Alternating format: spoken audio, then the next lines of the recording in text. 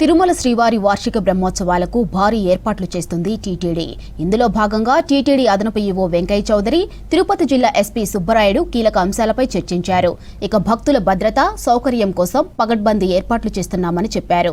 Traffic నియంత్రణ, queue లైన్లో క్రమశిక్షణ, అత్యవసర వైద్య సదుపాయాలు, తాగునీరు, పారిశుధ్యం వంటి అంశాలపై ప్రత్యేక దృష్టి పెట్టామన్నారు అధికారులు. అదనపు పోలీస్ సిబ్బందితో పాటు సీసీ కెమెరాలతో పర్యవేక్షిస్తామన్నారు తిరుపతి ఎస్పీ.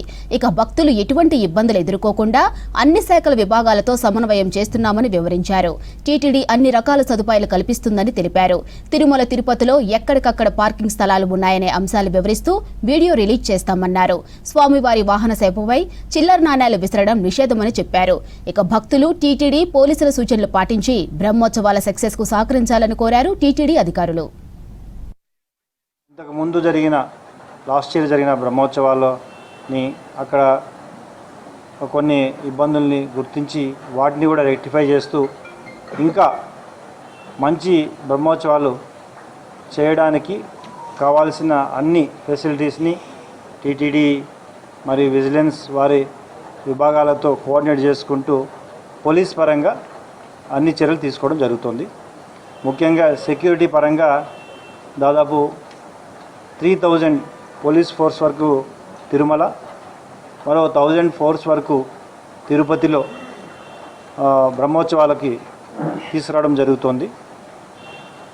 లాస్ట్ ఇయర్ ఏ విధంగా అయితే బ్రహ్మోత్సవాల్లో ఎటువంటి ఇబ్బందులు కలగకుండా, భక్తులకు ఇబ్బంది కలగకుండా పార్కింగ్ ఫెసిలిటీస్ని, తర్వాత కింద పార్కింగ్ ఫెసిలిటీస్ని ఏర్పాటు చేశామో అదేవిధంగా రిమైనింగ్ డేస్లో బ్రహ్మోత్సవాలు కాకుండా గరుడోత్సవం రోజు కొన్ని రెస్ట్రిక్షన్స్ పెడుతూ ఉన్నా కానీ ఆర్టీసీ మరియు ఇతర విభాగాలతో కోఆర్డినేట్ చేసుకుంటూ 5 ప్రాంతాల్లో తిరుపతిలో పార్కింగ్, దేవులోకు మరియు ఇతర ప్రాంతాల్లో పార్కింగ్ ఫెసిలిటీస్ ఏర్పాటు చేసి, సో దీనిలో భాగంగా అందరికీ కూడా బందోబస్తుకు వచ్చినటువంటి సిబ్బంది అందరికీ కూడా ఏం చేయాలి అనేటటువంటిది జనరల్ బ్రీఫింగ్, స్పాట్ బ్రీఫింగ్ లాంటివి ఇస్తూ వాళ్ళందరినీ కూడా సమాయత్తం చేస్తూ ముందుకు తీసుకెళ్లే విధంగా ప్రణాళికని ఏర్పాటు చేసుకోవడం జరిగింది.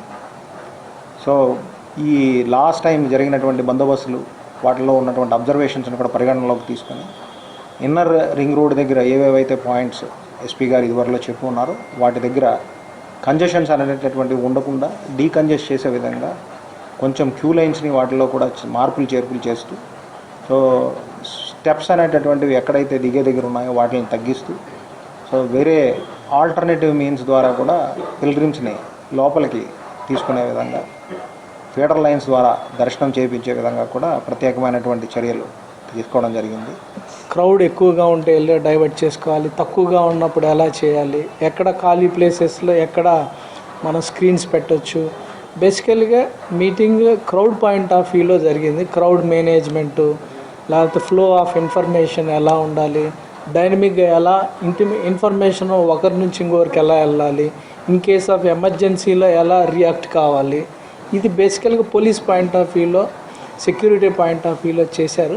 దాంట్లో టీటీడీ వాళ్ళు కూడా మనకి కొన్ని ప్లేసెస్లో టీటీడీ ఎంప్లాయీస్ కూడా ఉంటారు కాబట్టి ఆ ఎంట్రీ ఎగ్జిట్ పాయింట్స్లో వాళ్ళు ఎలా క్లోజ్గా ఒక టీమ్గా వర్క్ చేయాలి, టీమ్గా వర్క్ చేసేటప్పుడు ముగ్గురు కూడా కలిసి ఉండేటప్పుడు అది ఎలా ఎంట్రీ ఎగ్జిట్ పాయింట్స్ని, మన ముందరనే ఇంటిమేషన్ ఇచ్చిన వెహికల్స్ని ఎలా